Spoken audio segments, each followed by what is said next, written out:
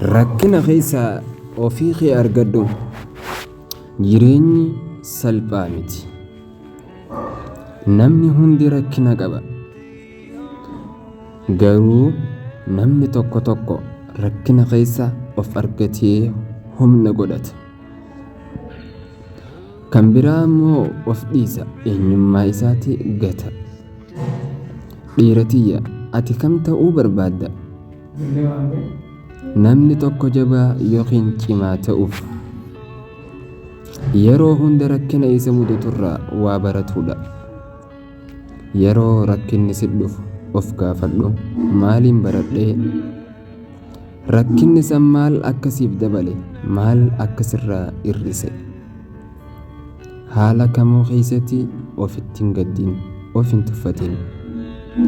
Guyyaan har'aa ulfaataa fakkaatus garuu boru ifaa booda jira.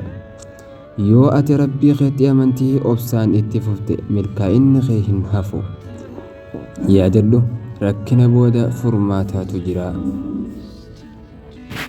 Cimaa ta'i, ofitti amani, itti fufi.